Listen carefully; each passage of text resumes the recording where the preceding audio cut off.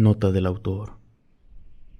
La recopilación que traemos el día de hoy fue posible lograrla gracias a un grupo de profesionales que se dedican a una ardua labor de ayuda e investigación de fenómenos paranormales de casi cualquier tipo. Tienen cientos de historias interesantes. En este video hemos elegido las que consideramos que pudieran resultar más interesantes para ustedes. Pueden encontrar su página en Facebook como Crónicas Paranormales Huasteca Potosina. En la descripción del video estará el enlace directo. Bolac. El siguiente relato es un resultado de una investigación diferente a las cuales hemos estado el equipo de Crónicas Paranormales Huasteca Potosina. Esta investigación se llevó a cabo en las inmediaciones de la Huasteca el 2 de agosto del 2022, en el municipio de Ciudad Valles. Juntos hemos visto pactos satánicos, entregas de espíritus de niños por parte de los padres a la oscuridad. También hemos escuchado lamentos y muchas otras cosas diferentes a los que otros investigadores pueden observar. Nuestra labor es de entrega para tratar de conocer un poco lo que hay del otro lado de los cultos oscuros, aunque casi siempre la gente piensa que lo hacemos para acaparar miradas, pero ese no es el motivo. La pasión siempre ha estado en nuestro trabajo desde pequeños, y no somos pocos los que hemos intentado sobrellevar estas situaciones. Vayamos al principio. Nos vimos en casa de Rojo para revisar lo de la salida. Realmente estábamos esperando que todo esto fuese real. Comúnmente, cuando las personas escuchan ruidos en sus casas, el 99% de estas hay una respuesta lógica. Nuestra amplia experiencia nos hizo suponer que se trataría de cualquier cosa menos un fenómeno paranormal. Sin embargo, al estar planeando todo, nos quedamos pensando en qué podríamos hacer o llevar. Nunca habíamos visto una entidad tan fuerte como Bolac. Eso, si es que lo que nos habían hecho llegar resultaba ser cierto. Al salir de Axtla vimos la hora y eran las 2 de la tarde y necesitábamos llegar al lugar. Raúl nos esperaba en Valles y pasamos por unos refrescos a una tienda y verificamos el equipo viejo que tenemos. Las 4 cámaras, 6 lámparas y cargadores extras junto a las baterías.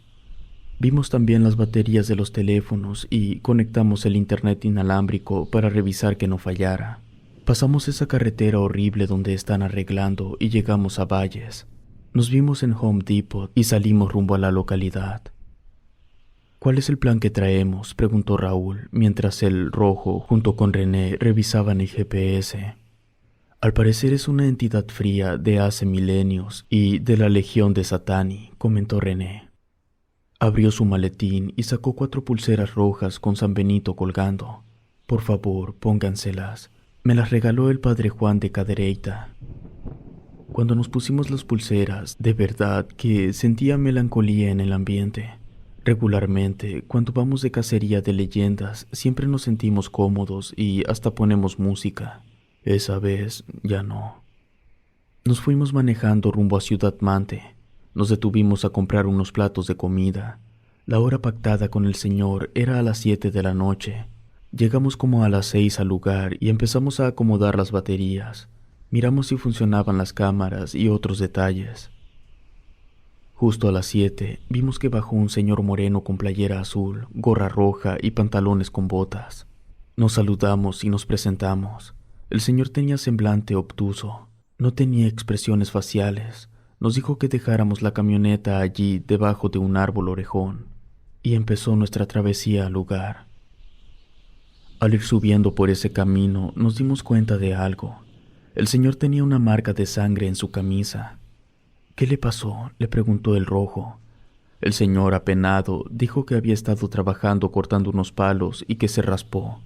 Algo no cuadraba y aparte olía mal. No lo digo de forma despectiva. Su aroma, en verdad, era agrio. Olía como a sangre y a podredumbre. Miren, allá arriba vivo yo, dijo el señor. Nos señaló una casa y nos advirtió que al momento de acercarnos veríamos unos grandes e imponentes perros, pero que no nos preocupáramos por eso, que él los mantendría controlados, que podíamos seguir de forma segura. Llegamos al lugar. Puedo describirlo como sombrío, una casa de material en obra negra, 2 luces prendidas que a duras penas podían aluzar. Casi parecía la casa de un brujo o un sectario. Dentro había una mesa con muchas cosas. Entre ellas había desarmadores, unas ceguetas, martillos y partes de una televisión desarmada. Una escena un poco cruda, tomando en cuenta el tipo de casa en el que estábamos. Le preguntamos cuál era el motivo de que tuviera todos esos objetos sobre la mesa. Nos respondió que estaba intentando reparar el televisor. Sacó 4 sillas blancas y nos sentamos. Después nos ofreció café. Aceptamos y empezó la charla. Lo primero que nos dijo es que en la habitación del fondo podía ver a un niño de rostro completamente pálido, que cada que se aparecía, su casa se saturaba de un olor muy fuerte a incienso. Además, que podía escucharse que las paredes crujían. El niño al principio parecía inofensivo, pero en su última aparición había intentado jalar al señor al fondo del cuarto, pero falló en su intento. Nos dio algunos detalles más, pero lo único relevante para esto que estoy contando es que antes de que comenzaran las apariciones del niño, el señor había intentado realizar un pacto con una entidad muy oscura, pero no nos dejó muy claro si el pacto se había sellado o no. Nosotros necesitábamos saber, pero se rehusaba a contestar. Le cuestionamos cuál era la religión que practicaba, porque teníamos la sospecha de que no era cristiano, sobre todo por eso del pacto. El señor entendió por dónde iban los tiros y nos aseguró que se había retractado antes de finalizar el pacto, que su religión no lo llevaría a hacer algo como eso. Cambiamos un poco la pregunta, tratando de saber si alguien del miembro de su familia tenía una fe que no fuera hacia Dios. El señor se levantó, le pegó a la mesa y nos gritó, asegurando que él no había hecho ningún pacto. Nosotros no cobramos por nuestro servicio, lo hacemos para ayudar. Por lo tanto, nunca permitimos que nos falten al respeto. Eso incluye que no toleramos que nos griten. Por eso, la contestación que le dimos fue a gritos. Le recordamos que había sido él mismo quien había dicho que intentó hacer el pacto. El señor sacó un crucifijo que tenía guardado entre sus ropas y nos aseguró que era devoto a Dios, que nos había contactado para que lo ayudáramos, que ya no podía lidiar solo con lo que estaba pasando en su casa, que todo el día, a cada hora, veía y escuchaba cosas. Nosotros volvimos a cuestionarlo sobre el pacto. En verdad, necesitábamos saber eso porque el escenario al que nos enfrentamos varía cuando existe de por medio algo tan invasivo como un pacto. El señor nos aseguró nuevamente que el pacto, aunque sí había tenido la intención de realizarlo, no lo concluyó.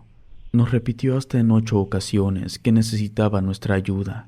Inclusive nos ofreció pagarnos, a lo cual le dejamos en claro que nosotros no cobrábamos ni un peso, que nuestra fe en Dios nos hacía ofrecer ayuda sin fines de lucro. Aceptamos ayudarlo. Primero caminamos hacia el cuarto donde veía al niño. La habitación estaba desordenada, cajas, cobijas, plásticos y muchas cosas más. Estando en el cuarto, nos indicó en qué partes lo había visto. Inclusive nos afirmó que su presencia podía sentirse. Nosotros no sentíamos nada, se lo hicimos saber. Rojo sacó la cámara y la colocó apuntando a uno de los lugares en los que el señor afirmaba que se le aparecía el niño. Después, Rojo me habló para que saliéramos de la casa un momento, en lo que los otros 2 compañeros y el señor trabajaban en otra cosa. Rojo sacó de su chamarra un tetragrama. Me dijo que lo había tomado de un mueble de ese cuarto. Ambos volvimos a entrar a la casa y le mostramos el objeto. Era circular, de unos 5 centímetros de diámetro, de plata, con su respectiva simbología, sus letras y sus números. En cuanto el señor vio el tetragrama, su ojo izquierdo empezó a moverse de una forma extraña, como que se le iba para todos lados, pero solo el ojo izquierdo. Sentimos que el ambiente se tornó pesado y sentamos en una silla al señor hasta que el movimiento de su ojo se controló. Luego de eso esperamos y nos dijo que quería dormir y se fue a acostar. Nos dejó solos en la casa. Lo hablamos y decidimos mejor acampar cerca de la camioneta, Cerramos la puerta de la casa y bajamos por unas colchonetas para acomodarnos. Todo estaba muy oscuro, así que hicimos una fogata. Estuvimos hablando sobre el posible pacto del Señor y no teníamos muchas pistas más que ese tetragrama. Entonces el silencio se apoderó de nosotros. Al estar allá afuera veíamos la luna, esperando que algo se nos viniera a la mente para poder llegar a una conclusión, porque la reacción que había tenido el Señor al mostrarle el tetragrama no había sido normal. Algo no andaba bien. Decidimos dormir un rato y levantarnos a las 3 de la mañana para salir a investigar alrededor. Sin embargo, a eso de las 2, escuchamos muchas risas de infantes y ramas crujiendo alrededor nuestro. Despertamos y nos levantamos para ir a ver qué era. Rápidamente detectamos un aroma nauseabundo. Escuchamos el ulular de un tecolote y luego una risa macabra. Miramos hacia todos lados y al momento de alusar con la lámpara en dirección de un viejo árbol sin hojas, pudimos ver al Señor. Estaba encima del árbol, desnudo y llorando. Pálido, aventaba baba por la boca como si tuviera rabia, y los ojos completamente blancos. No supimos qué hacer más que pedirle que bajara por favor, mientras René oraba. El Señor gritaba demencialmente y luego apuntaba hacia la camioneta. El niño, ahí viene el niño. Eso nos decía con desesperación. La lámpara empezó a fallar. René nos dijo que nos tomáramos de las manos en oración. Al cerrar los ojos, de repente escuchamos que el Señor gritó: «El niño me dice que me mate mientras se ríe». Nosotros seguimos orando. Sentíamos un aumento en la temperatura. Cuando abrimos los ojos, vimos una sombra negra y alta que se desplazó hasta meterse en la fogata. Luego de eso, la fogata explotó como si le hubiera caído gasolina. Con los brazos nos cubrimos de las brasas que salieron disparadas por todas partes. Cuando volteamos de nuevo hacia el árbol, el Señor ya no estaba. Agarramos las mochilas y corrimos rumbo a la casa. Dentro solo había una luz encendida. Cuando entramos, vimos la silueta de un niño caminar rumbo al cuarto donde el Señor afirmaba verlo. Recorrimos la casa en busca del Señor y del niño, pero no los encontramos. Solo escuchamos que alguien andaba caminando por la lámina. Se escuchaba como si esa cosa tuviera garras. Entonces, René y Raúl nos dijeron que abriéramos nuestra libreta en los salmos y comenzáramos la oración. Raúl oraba en latín y René en hebreo.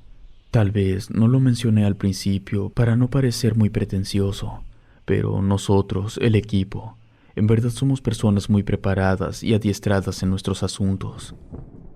En cuanto empezamos a rezar, se empezaron a escuchar cantos de gallos y sombras se veían por las paredes. Aquello era algo demasiado fuerte, por eso mejor tomamos la decisión de salir de la casa. Dieron las 5 de la mañana. Nosotros estábamos dentro de la camioneta, cansados. A lo lejos se seguían escuchando los lamentos y los gritos. Los perros que estaban amarrados, aquellos que el Señor había calmado para que nos dejaran pasar, se habían soltado y estaban rondando la camioneta. Nosotros estábamos deseosos de que amaneciera pronto, porque con los rayos del sol, el poder de Dios nuestro Señor se vuelve más fuerte. Finalmente, la luz se hizo presente. Dejamos de escuchar gritos, lamentos, y ya no veíamos a los perros por ninguna parte. Bajamos de la camioneta y lo primero con lo que nos encontramos fue a uno de los perros. Estaba tirado cerca de aquel árbol. Había muerto sin razón aparente. De los otros perros ni sus luces. Fuimos de nuevo a la casa y allí estaba el Señor. Pero lo encontramos en un estado muy penoso. Estaba embarrando desperdicios en la mesa y las paredes. Le hablamos, pero parecía no escucharnos. Esas eran buenas y malas noticias al mismo tiempo. Eran malas noticias porque todo parecía indicar que el Señor estaba bajo una poderosa influencia maligna, o inclusive podría estar poseído, lo que significaba que, a pesar de que Él nos había jurado que no había concluido el pacto, Era evidente que sí. Pudiera ser que él en verdad creyera que no lo había concluido, o que deliberadamente nos hubiera mentido. Eso era lo de menos. Pero también eran buenas noticias porque una persona, tanto poseída, así como bajo una influencia maligna, es inofensiva mientras no responda a los estímulos externos. Aclaro, según nuestra experiencia. Entonces, uno de nosotros se quedó hablándole mientras los demás nos pusimos a trabajar. Lo que nosotros estábamos esperando era que el Señor siguiera ignorándonos para poder terminar lo nuestro de forma segura. Echamos agua bendita en la casa, dejamos el cuarto problemático a lo último. Cuando habíamos bañado la casa con agua bendita por dentro y por fuera, e incluso el techo, procedimos a meternos a ese cuarto. En cuanto dejamos caer la primer gota de agua bendita ahí dentro, escuchamos un gruñido. Al voltear hacia la esquina, vimos a uno de los perros. Estaba echado sobre unas cajas. Nunca había visto un perro en ese estado semejante. Me dejó una impresión que jamás olvidaré. Tenía los ojos en blanco y babeaba como si tuviera rabia. El pobre animal se estaba muriendo. Lo que hicimos fue echarle agua bendita. Se retorció para después cerrar los ojos y dejar de respirar. Nos quedamos dentro de la casa orando hasta las 10 de la mañana. Al terminar, recogimos las cámaras. Salimos a tomar un descanso. Ya solo nos faltaba liberar al Señor. La casa era segura. Nos tomamos unas aguas, comimos galletas, revisamos las grabaciones, pero no se veía ningún niño. Pero tampoco se veía en qué momento el perro se había metido al cuarto. Era muy raro porque el perro era de carne y hueso. Cuando regresamos a la casa, el señor ya no estaba. No lo habíamos visto salir. Revisando los alrededores, encontramos unas huellas con sangre. Eran huellas de pies descalzos. Nos subimos a la camioneta y seguimos las huellas hasta donde nos fue posible. El terreno se volvió complicado y tuvimos que continuar a pie. Después de caminar por 2 kilómetros, las huellas terminaban a mitad de la nada. Al mirar el horizonte, notamos una casa. Fuimos hasta allá. Llamamos a la puerta, salió una señora. Le preguntamos si había visto a una persona pasar o cualquier otra cosa extraña, pero nos dijo que no. Sin saber qué más hacer, volvimos por donde habíamos llegado. Subimos a la camioneta. Habíamos tomado la decisión de volver a casa cuando el Rojo sugirió que deberíamos darle una revisada al árbol aquel donde habíamos visto al señor con un comportamiento claramente espectral. El mismo árbol donde uno de los perros había caído muerto. Tenía razón. No nos habíamos acercado a ese árbol porque estaba lejos de la casa por muchos metros. Por eso no lo habíamos revisado ni le habíamos echado agua bendita. Una vez más regresamos a la casa del Señor. Nos bajamos con Biblia en mano y agua bendita. Conforme nos fuimos acercando al árbol, detectamos un olor putrefacto, pero su grueso tronco parecía normal. Cuando le dimos la vuelta al árbol, nos dimos cuenta de que en la parte de atrás, colgando del tronco, había varias cabezas de animales recargadas. René dijo que lo mejor era irnos de una vez antes de que el atardecer nos alcanzara y las cosas se volvieran a complicar. Sinceramente, no rezamos frente al árbol ni le vertimos agua bendita, porque desconocíamos qué reacción obtendríamos. Si despertábamos algo fuerte, tendríamos que quedarnos a enfrentarlo, y ya no queríamos estar ahí. Por eso, simplemente subimos a la camioneta para irnos. Ya nos habíamos alejado tanto que no alcanzábamos a ver la casa de aquel señor, cuando de pronto, por el retrovisor, lo vimos que estaba corriendo a toda velocidad hacia la camioneta. Gritaba en un idioma desconocido para nosotros. Lo que hicimos fue acelerar hasta perderlo de vista. Ya no intentamos volver. Ese ha sido uno de los pocos casos que hemos dejado inconclusos. No sabemos qué habrá sido del señor, pero lo más probable es que siga vagando por ahí.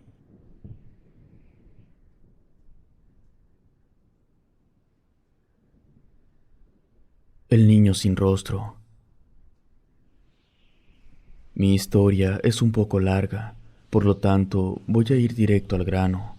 Cuando mi esposo y yo logramos concretar un embarazo, mi madre se mudó a vivir con nosotros para cuidarme y ayudarme a mantener la casa, porque con un bebé en camino, mi marido tenía que trabajar horas extras del diario para tener dinero suficiente para recibir al bebé con todas las comodidades posibles.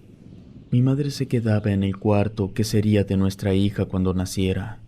Ella siempre me decía que en la cocina de mi casa, en la madrugada, se escuchaban cosas y se movían los trastes, pero nunca le puse atención porque lo que yo creía era que nuestro gato se subía a querer encontrar comida en los trastes.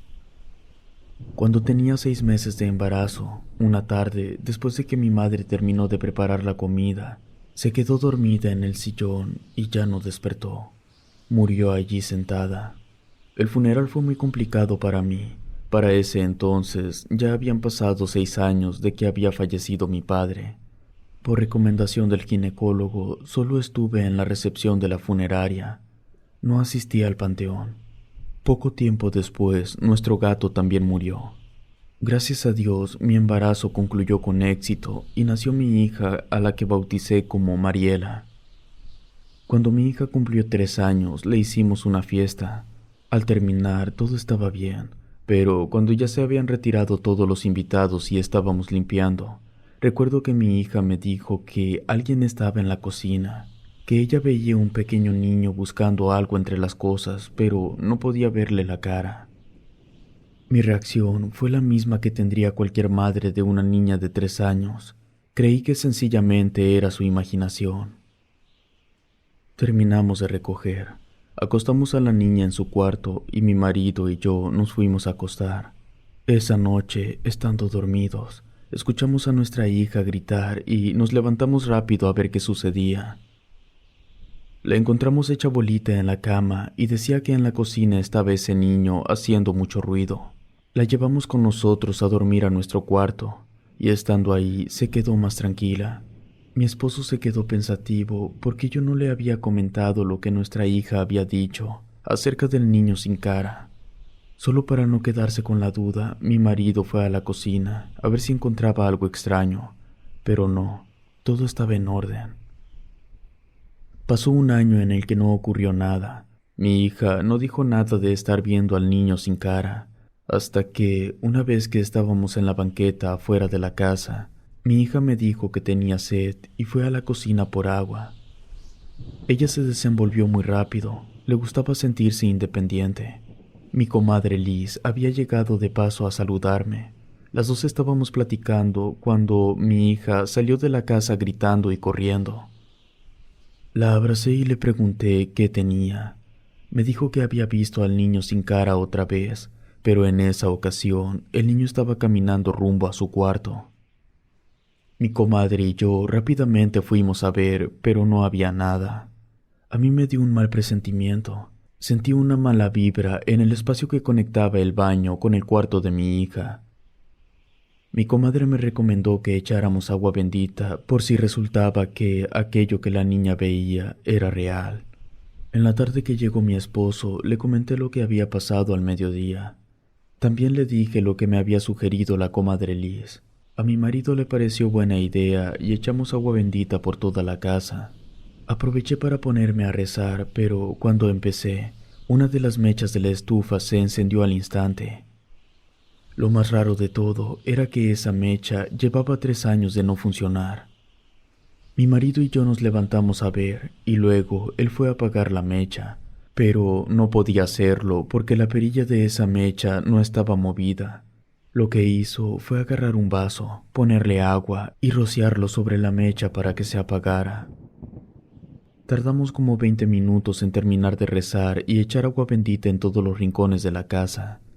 Después de eso, yo me senté en la sala con la niña a ver una película y mi esposo se fue a bañar.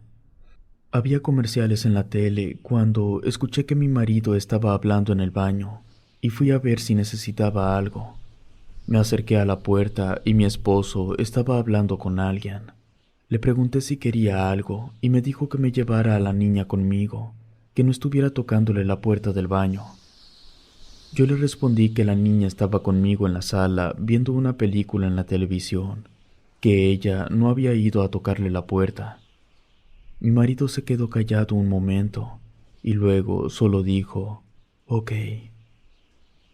Cuando él salió de bañarse, nos acompañó a terminar de ver la película y después nos fuimos a acostar, nuestra hija en su cuarto y nosotros en el nuestro.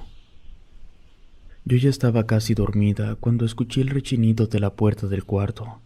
Volteé y vi que una silueta pequeña, con un poco más de altura que mi hija, salió del cuarto y se fue caminando hacia la cocina. Desperté a mi esposo y le dije que fuera a ver.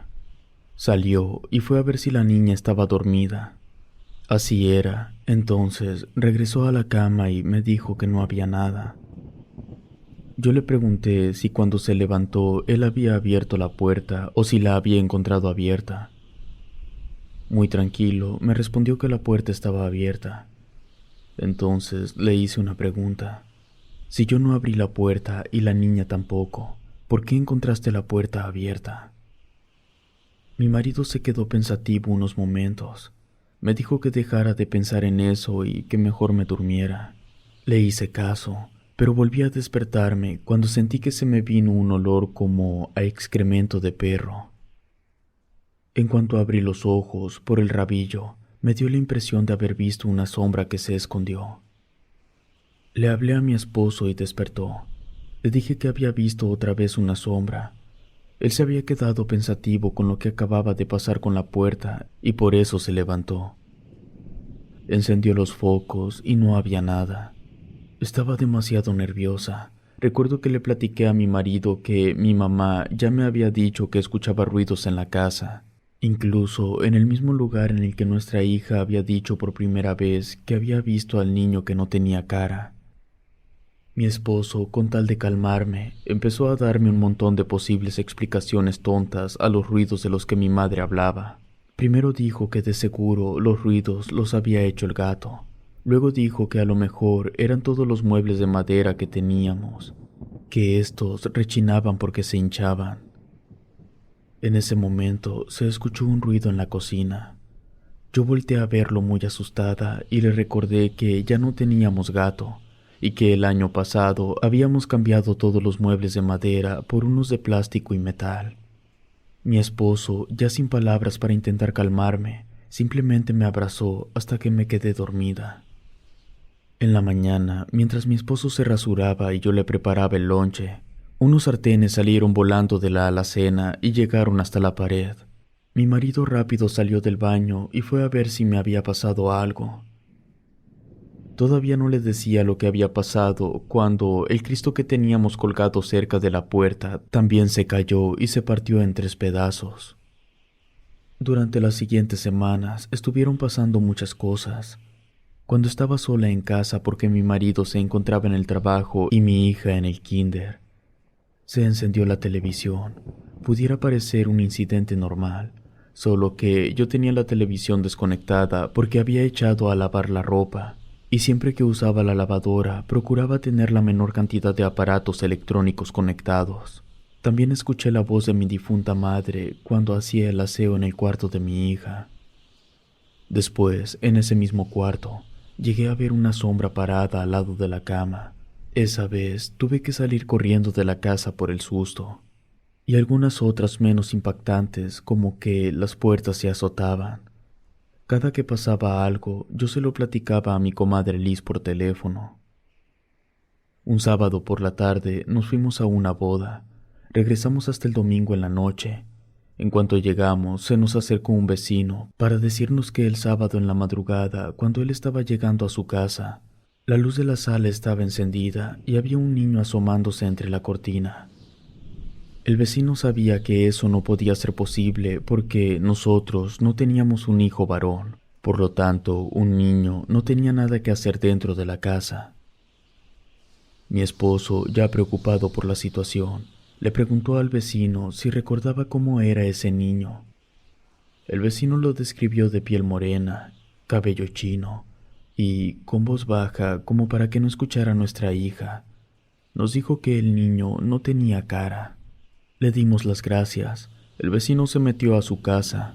Mi marido nos dijo a la niña y a mí que volviéramos al carro, que iríamos a la iglesia. Le contamos al sacerdote lo que estaba sucediendo para ver si él nos podía ayudar a solucionar la situación. Lo que nos dijo el sacerdote fue que iría el martes de la próxima semana porque ya tenía la agenda llena. La parte buena era que ya recibiríamos ayuda. Lo malo era que apenas estábamos en miércoles. Faltaban 6 días. Hasta ese momento no me había puesto a analizar las cosas que estaban sucediendo en la casa. Pero luego de estar recapitulando todas las situaciones, me percaté que había 2 sucesos que no parecían tener relación con la aparición del niño. La primera fue la ocasión que yo había escuchado la voz de mi difunta madre, y la segunda fue cuando vi la sombra parada al lado de la cama. Ese mismo domingo, cuando regresamos a la casa, después de que hablamos con el sacerdote, al momento de entrar a la casa, nos recibió un pestilente olor a excremento de perro, idéntico al olor que percibí la madrugada que la puerta del cuarto se abrió aparentemente sola. El olor era más fuerte en la cocina y en el cuarto de la niña. Abrimos las ventanas, barrimos y trapeamos toda la casa. El olor sí se fue, pero nunca encontramos nada que estuviera causándolo. Era como si simplemente la pestilencia estuviera en el ambiente. Esa noche cenamos y todos dormimos en el cuarto de nosotros. En la madrugada, la niña nos despertó a los 2. Quería ir al baño, pero no quería ir sola. Mi marido se ofreció para llevarla. No tardaron mucho y regresaron. La niña luego se quedó dormida. Yo también me estaba quedando dormida cuando mi esposo me dijo que cuando la niña estaba en el baño, él pudo escuchar que alguien se estaba riendo en el cuarto que era de ella. Cuando entró al cuarto para revisar, pudo ver en el techo a una sombra colgando. Ni él ni yo pudimos dormir esa noche.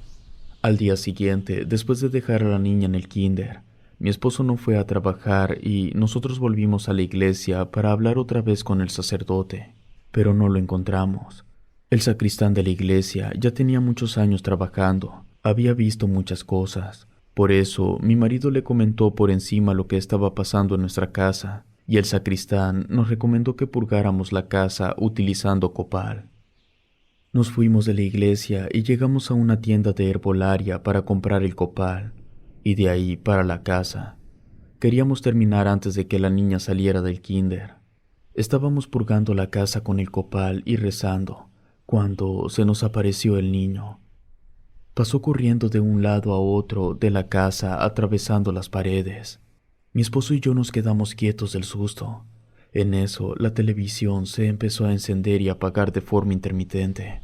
Mi marido se acercó a la televisión para desconectarla, y en el momento que lo hizo, pudimos ver que en la pantalla se podía reflejar un rostro con unos inmensos ojos blancos. Salimos de la casa de inmediato. Mi marido dijo que iríamos a la casa de sus papás después de recoger a la niña del kinder, y ahí nos quedaríamos unos días hasta encontrar una solución. En la noche, mi esposo fue a la iglesia para ver si el sacerdote aceptaba ir en ese rato a la casa. El cura justo tenía pocos minutos de haber llegado. Le contó las cosas nuevas que habían pasado y el padre accedió a ir a la casa. Cuando mi esposo y el sacerdote llegaron, al momento que abrieron la puerta, notaron muy marcado el olor a carne putrefacta. Al entrar, apenas habían dado unos pocos pasos cuando vieron a una señora agachada hasta el fondo de la casa, justo frente al cuarto de mi hija. La señora estaba con las manos casi transparentes, cubriéndose el rostro. Cuando le hablaron, se quitó las manos de la cara y pudieron ver que de los ojos le brotaban lágrimas negras, como si fuera cera quemada. Se levantó y flotó muy rápido hacia ellos. Los 2 se agacharon y la mujer pasó por encima de ellos, desapareciendo al llegar a la pared de al lado de la puerta. Mi esposo, al momento que me estaba platicando todo esto, me dijo que le dieron ganas de salir corriendo y que el sacerdote se dio cuenta de su miedo, pero que le dijo que tenía que ser fuerte si en verdad deseaba expulsar las malas energías de su casa. Los 2 siguieron recorriendo la casa. Al momento en que llegaron al lavaplatos, por la ventana, pudieron ver que ahí estaba parado el niño. Los estaba observando y luego simplemente desapareció. Mi esposo comentó al sacerdote que creía que podría tratarse de brujería o de algún demonio. Él le respondió que no importaba qué estaba causando las manifestaciones en la casa, que lo único importante era expulsar aquello. Así que se puso a rezar, haciendo mención todo el tiempo del poder de Dios. Los focos de la casa y los faros del carro de mi marido empezaron a prenderse y apagarse en el momento en el que el cura comenzó a rezar. También se empezaron a escuchar fuertes quejidos en la cocina. Parecía que eran gritos de alguien a quien estaban matando. Algunos objetos salían disparados hacia el sacerdote, y él solo se protegía con una mano porque con la otra estaba sujetando su Biblia. Cuando el sacerdote terminó de rezar, pararon las manifestaciones. Mi marido llevó al cura de vuelta a la iglesia y de ahí ya volvió a la casa de sus papás. Estando ahí fue que me contó lo que pasó. Le pregunté si el sacerdote le había dado alguna sugerencia sobre qué hacer si algo volvía a ocurrir. Me dijo que las indicaciones del sacerdote fueron que por más que escucháramos ruidos, por más espantados que estuviéramos, que no demostráramos nada de eso, que las energías negativas se alimentaban de nuestros miedos. Con lo que acababa de hacer no había expulsado las energías negativas, pero que había logrado reducirlas, lo que significaba que las energías malas ya no deberían tener el poder de manifestarse de forma física, aunque le aclaró a mi esposo que aún podían tener una manifestación diferente. Por ejemplo, que la temperatura interior fuera fría a pesar del calor exterior. Dejamos pasar algunos días antes de volver a nuestra casa. Ya no se sentía tan pesada como en las veces anteriores. Los tres pudimos dormir con mucha tranquilidad. La paz se mantuvo por 5 meses hasta que mi marido vio al niño una vez más. Él tomó la decisión de que estaba harto y nos cambiamos de casa. Nos movimos lejos, a muchos kilómetros de distancia. No pienso ni regresar a la cuadra donde vivía. Ese lugar está lleno de cosas malas. Nunca llegamos a descubrir qué era lo que causaba las manifestaciones y cuál era el motivo de querer atormentarnos. A pesar de que ya vivimos muy lejos, aún de vez en cuando siento temor y miedo de que mi hija vuelva a ver al niño sin cara.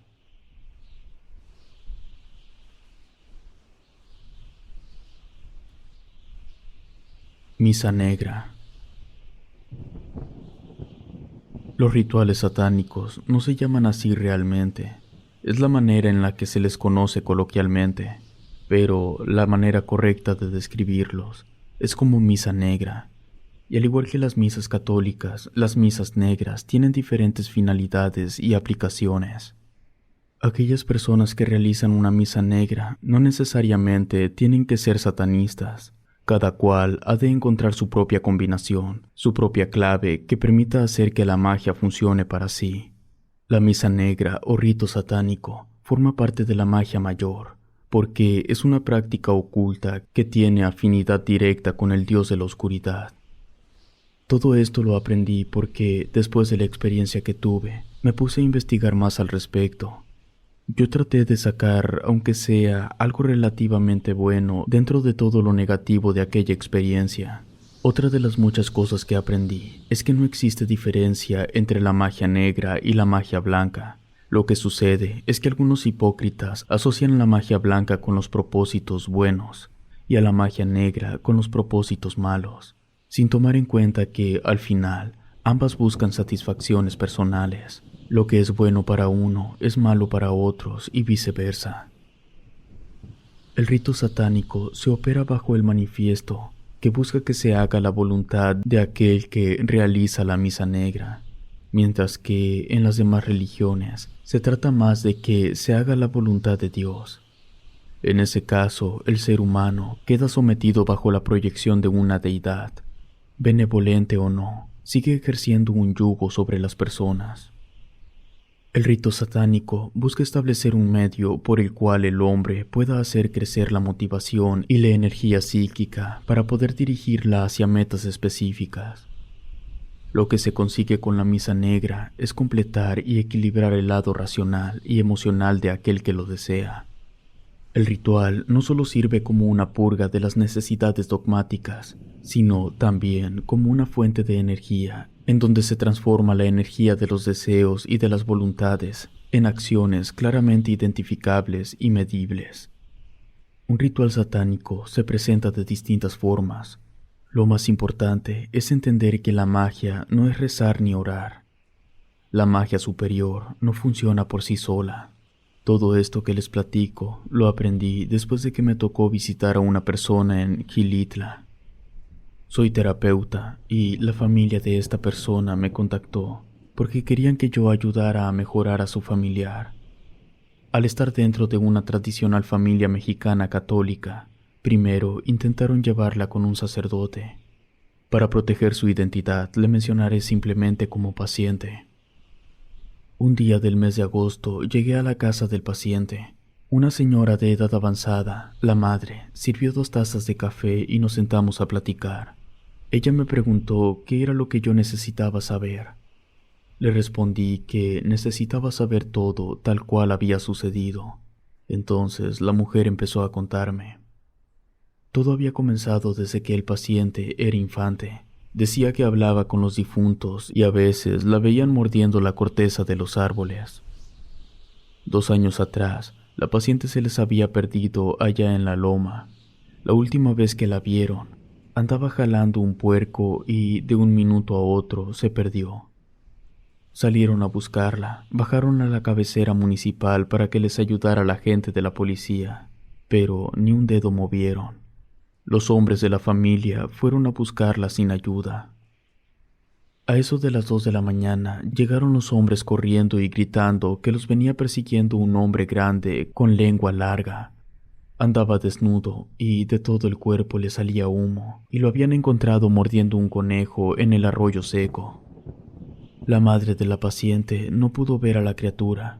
Lo que sí recordaba era que apestaba mucho a quemado.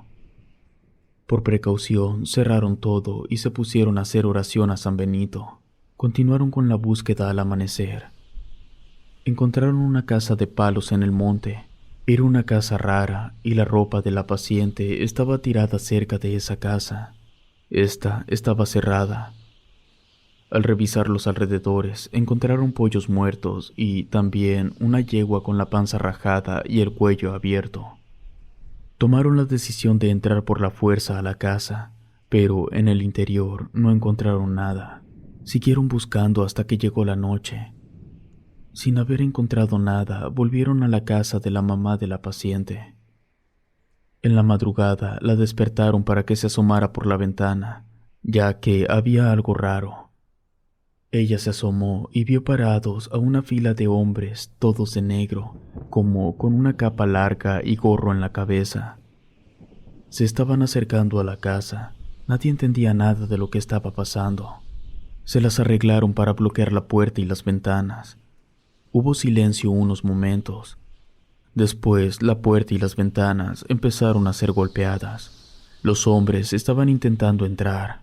Luego se fue la luz. Los de afuera no dejaban de pegarle a los cristales. Rompieron una de las ventanas y entró una pestilencia a cadáver. Después de un momento ya no se oía nada. Llegó otra vez la luz. Todos se quedaron quietos unos momentos. Desbloquearon una ventana. No había nadie fuera, así que desbloquearon la otra ventana y también la puerta. Al momento de salir, vieron unos tecolotes sobrevolando la casa. Aleteaban muy fuerte y decidieron volver a la seguridad de la casa y esperar nuevamente hasta el amanecer. Al día siguiente, todos, no solo los hombres, todos, incluyendo la madre de la paciente, salieron a la búsqueda. Caminaron rumbo al arroyo. Estando algo cerca, empezaron a escuchar gritos que parecían ser los de la paciente. Apuraron el paso y la vieron. Gritaba, imitaba el sonido de los pájaros. Movía los brazos como si estuviera aleteando. Cuando estaban a pocos metros, vieron que había velas alrededor de ella.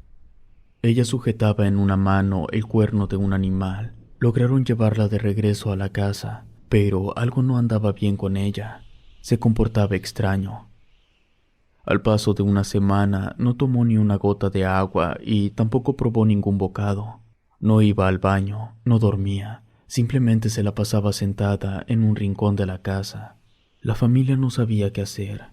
Llevaron a un sacerdote a la casa. El cura pidió quedarse a solas con la paciente unos minutos.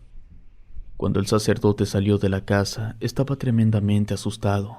Se disculpó con la familia, asegurando que él no tenía la preparación suficiente como para poder ayudarlos, que la paciente tenía al diablo dentro. Unos días después, durante la madrugada, la encontraron haciendo un pozo en la tierra. Estaba enterrando caracoles mientras decía palabras que nadie podía entender. Esa fue toda la historia que me contó la madre del paciente. Todo aquello me lo contó en cuestión de 10 minutos. Yo me quedé pensativo. Después le pregunté a la señora qué era lo que creía ella que le pasaba a la paciente. La mujer dijo que deseaba que fuera cualquier cosa menos una posesión, porque no estaba preparada para aceptar algo así.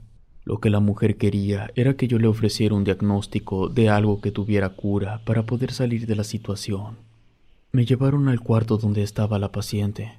Lo primero que noté fue ese olor inconfundible de que no se había bañado en mucho tiempo, semanas tal vez, lo cual es normal en casos de una avanzada depresión.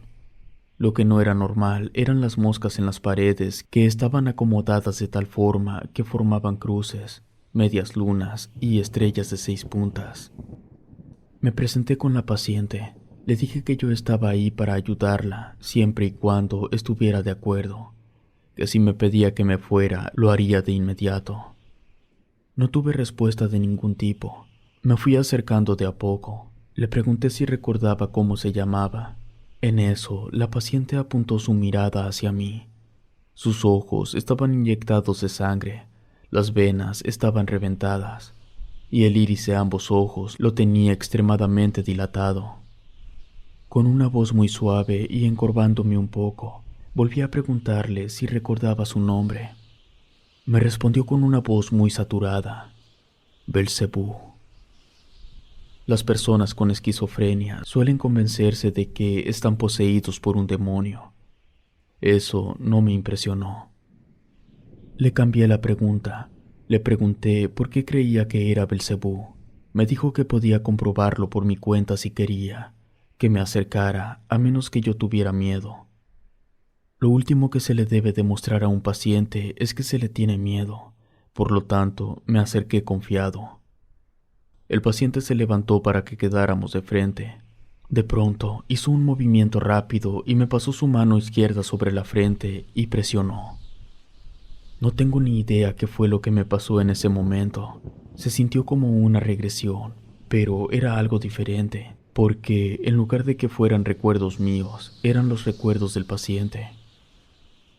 Pude ver lo que había estado haciendo los días que estuvo su familia realizando la búsqueda. El paciente se había sometido a un ritual satánico.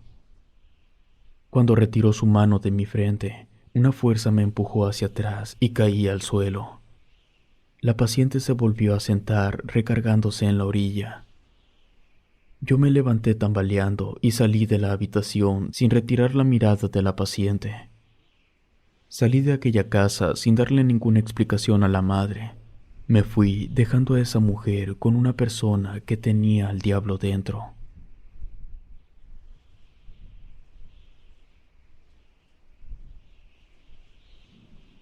El aquelarre de mi abuela. Hola, ¿qué tal? Buenas noches. Esta es mi historia y me sucedió hace 15 años. Trataré de ser breve. Yo vengo de una comunidad de Huehuetlán que por motivos personales no puedo mencionar. Sin embargo, quiero que sepan que esta historia es verídica y espero todos se encuentren muy bien después de contarla. Hace como 15 años yo llegué de Monterrey ya embarazada y mi madre, como no me recibió en la casa, me mandó a la casa de mi abuela.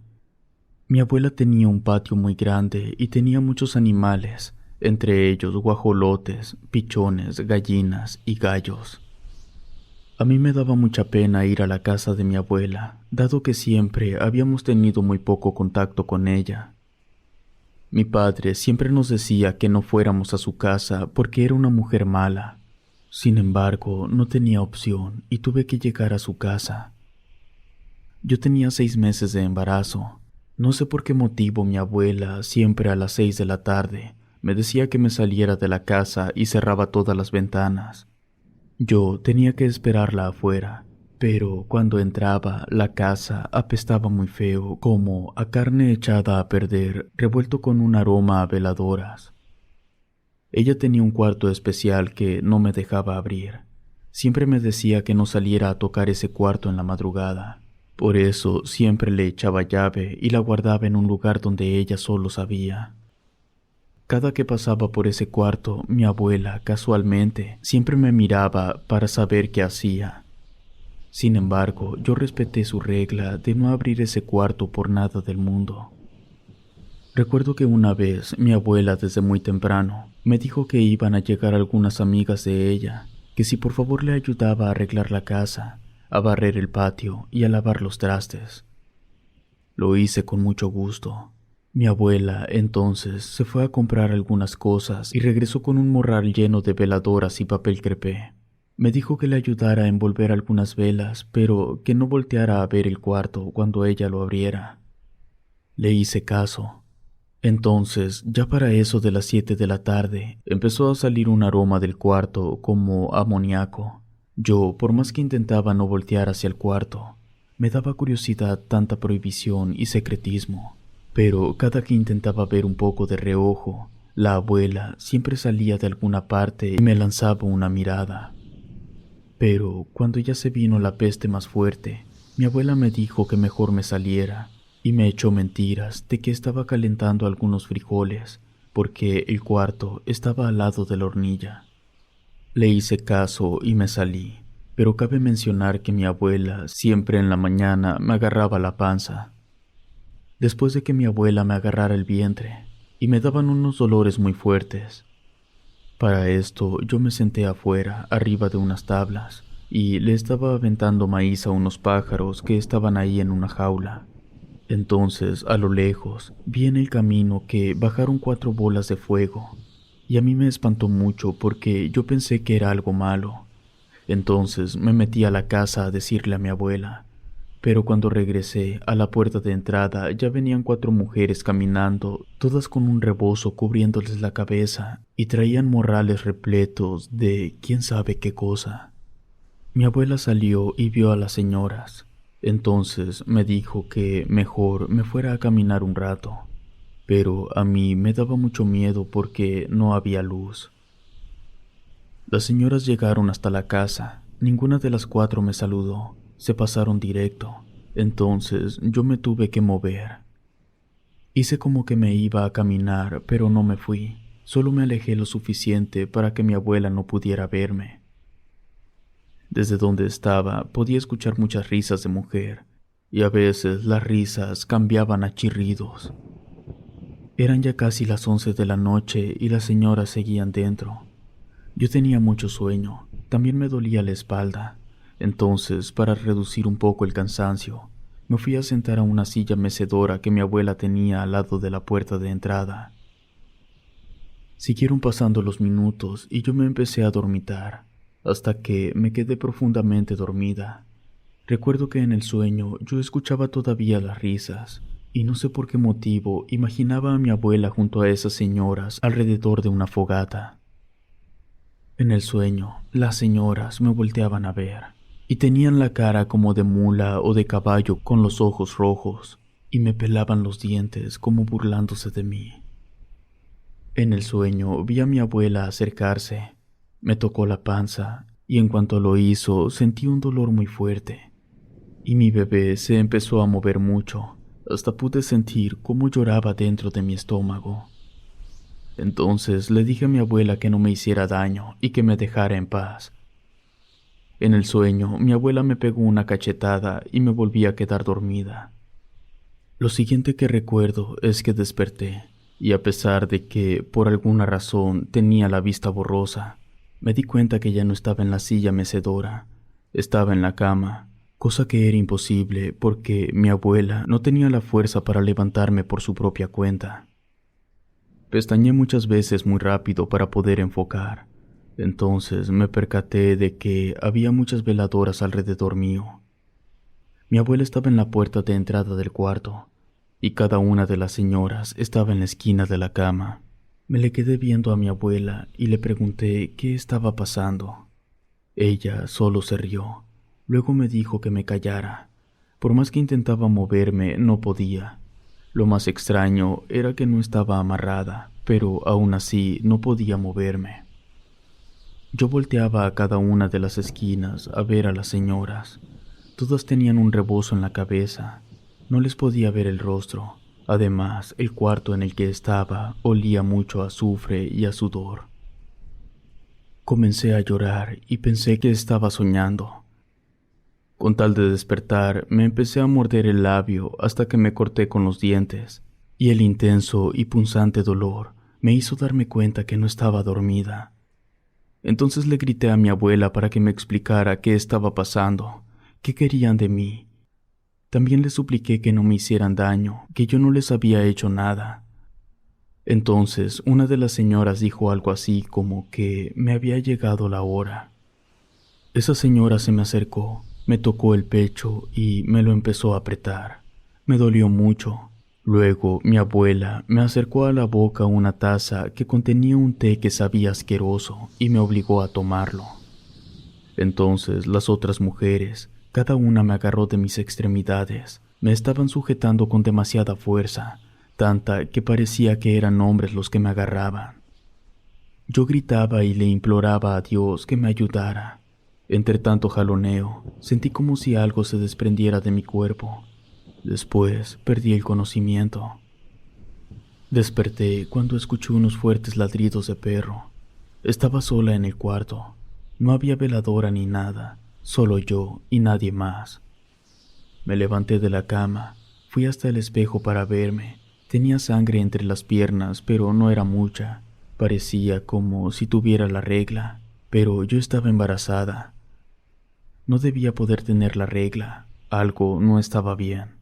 Me agarré el vientre y lo tenía aguado. No sabía qué pasaba.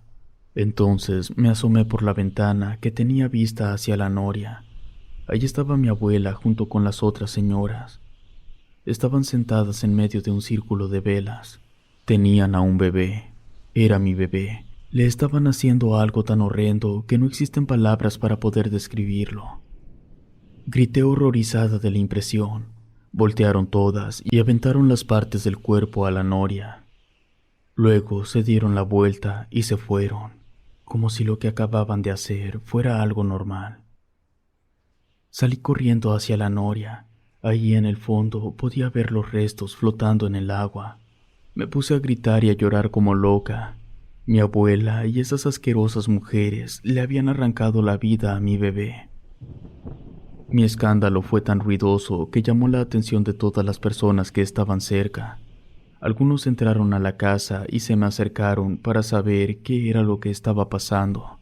Yo conté todo. Hubo gente que me creyó y hubo otros que no.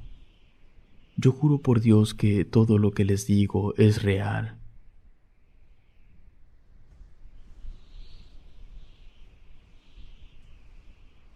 La ausencia de mi madre. En el año 2013 perdí a mi madre, que era lo único que tenía en la vida. Yo no me casé ni tampoco tengo hijos. Mi madre y yo vivimos aquí en La Obrera. Fue en el mes de agosto del año pasado cuando mi madre comenzó a enfermar. Ella no era grande, tenía 64 años cuando falleció. Sin embargo, un mes antes de su fallecimiento, las dos escuchábamos cosas extrañas en la casa como ruidos en la azotea. Se escuchaban pasos. Movían cosas en la madrugada. Una vez, como mi mamá tenía una virgen sobre una repisa, frente a los pies de la virgen apareció un puño de sal como quemada y olía a huevos podridos. Pero eso no es todo. Por la noche, una vez, como yo me quedaba en el mismo cuarto que mi madre, desperté y vi que mi madre tenía el cabello levantado como si alguien se lo estuviera jalando hacia arriba y nos espantamos mucho. También habíamos visto a una niña por el otro lado de la ventana de la sala asomarse en la noche justo antes de apagar los focos e irnos a dormir. Y así varias cosas que estuvieron sucediendo durante el último año que vivió mi madre. El funeral estuvo completamente solo. No voy a entrar en detalles sobre los problemas que había en la familia porque considero que no aportan nada a esto que estoy contando. Las únicas personas que me acompañaron fue una vecina y sus 2 hijas. Ellas estuvieron un rato en la tarde, pero en la madrugada me la pasé sola con el cuerpo de mi madre. Esa noche, como no había gente, cerré la puerta de la entrada y me acosté allí en el sillón que estaba a un lado de la caja de mi madre. Medio dormité esa madrugada hasta que sentí como si alguien me hubiera soplado en la oreja. Desperté y fui a la cocina por un café y por una pieza de pan. Estando en la cocina, escuché un golpe muy fuerte en la sala. Salí y vi que el ataúd se había caído de las bases. Estaba en el suelo y el cuerpo de mi madre estaba boca abajo sobre el piso. En lugar de espantarme, lloré y le pedí perdón a mi mamá porque no sabía qué le había pasado y el por qué se había caído. Como pude, la hice a un lado, y no sé de dónde saqué fuerzas, pero la volví a meter al ataúd. Desgraciadamente, al ataúd se le rompió el cristal que traía y tuve que cerrar la caja mejor. No pude subir el ataúd a las bases hasta la mañana siguiente, cuando llegó la carroza y los muchachos me ayudaron en eso. Los de la carroza y yo fuimos a la iglesia para que el sacerdote le hiciera una oración a mi madre, y luego, junto con el padre, fuimos al panteón. En el trayecto de la iglesia al panteón, experimenté una sensación única y diferente. Fue como si el tiempo se hubiera detenido. Estuve 3 horas en el panteón. Después agarré un taxi y me regresé a la casa. Llegué directo a la cocina a tomar café. No tenía ganas de nada. Era mucha mi tristeza. Después de un rato me fui al cuarto a orar y empecé a oír que se estaba azotando la puerta del refrigerador. Como teníamos un jarrón de cristal, se cayó y se hizo pedazos. Fui a ver, encendí el foco y en la esquina de la cocina se me figuró ver un ente negro con ojos blancos. Estoy segura que era algo en forma de humano porque hasta el cabello se le veía en los hombros. En eso se apagó el foco. Empezó a parpadear hasta que regresó de nuevo la luz y ya no había nada. Por un instante, en mi cabeza, dejé de rezar por mi madre y empecé a rezarle a la Virgen para que me protegiera. Recogí los vidrios del jarrón y mejor me fui a acostar. Eran como las 8 de la noche. Estaba dormida cuando empecé a sentir que alguien se estaba sentando en la cama. Abrí los ojos y lo único que recuerdo haber visto era una cabeza asomarse por la puerta. Luego, esta se cerró de golpe. Porque tenía el cabello un poco largo, supuse que se trataba de una mujer. Como ya me había puesto nerviosa, pensé que tal vez pudiera ser el espíritu de mi mamá que seguía deambulando por la casa en lo que cruzaba al otro mundo. Entonces, impulsada por mi nerviosismo, le hablé. Le dije que se quedara tranquila, que yo iba a estar bien, que ya podía irse. Cuando dije eso, empezaron como a querer abrir la chapa de la puerta de la casa. Ahí me dio bastante miedo. Salí del cuarto y fui a revisar. Se veía cómo giraba rápido la chapa. Me acerqué paso a paso. Luego abrí rápido para intentar sorprender a quien fuera que estuviera moviendo la perilla, pero no había nadie. Las siguientes noches del mes fueron tranquilas, sin ruidos ni sombras. Pasado ese mes, yo volví a abrir la tienda que era de mi madre. Habíamos atendido esa tienda desde que yo era muy niña, después de que mi papá se fuera. Por lo mismo, cuando la muerte de mi madre estaba tan reciente, no me sentía preparada para abrirla. Pero precisamente porque ya estaba sola, necesitaba continuar. Tenía que comer, pagar recibos.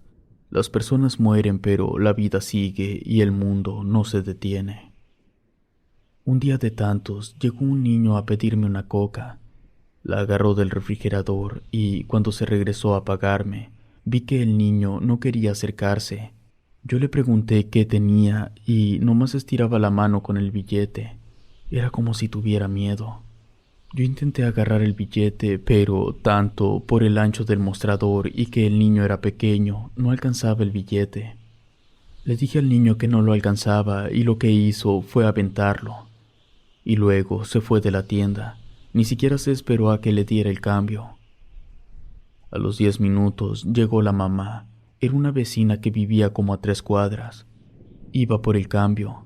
Se lo di y luego la señora bajó la voz.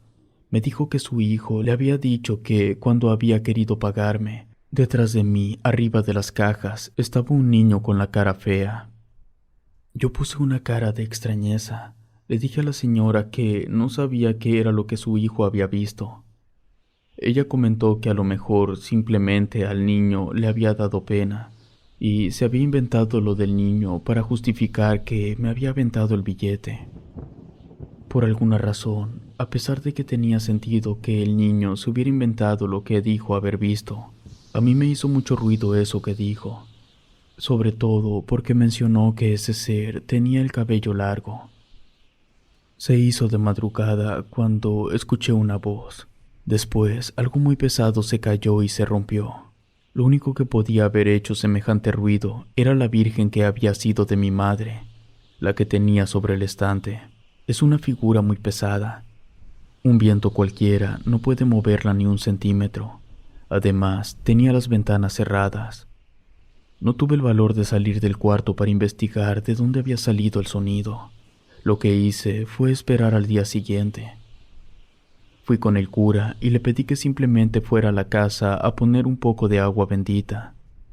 No quise entrar en detalles con él porque ese sacerdote era mucho de dar sermones. Para ese cura, todo lo malo que pasaba a la gente era porque no iba a la iglesia. Y yo no me había parado en la iglesia desde que había fallecido mi madre. Por lo tanto, me iba a querer sermonear. Por eso, lo único que le dije fue que ya habían pasado más de 10 años desde la última vez que se había puesto agua bendita en la casa. Cuando echó el agua, dio unas oraciones y dejó una botella chica con agua bendita para que tuviera en caso de que quisiera poner más en algún otro lugar. Pasaron 8 meses sin que nada pasara. Luego pasaron 1 o 2 cosas raras, pero puse más agua bendita y de ahí hasta la fecha ya no ha vuelto a suceder nada extraño en mi casa. Si te gustó este video, suscríbete activando la campanita de notificación y así no te pierdas lo mejor de Rede. Gracias por escucharnos. Relatos de Crónicas Paranormales Huasteca Potosina, adaptadas por Ramiro Contreras.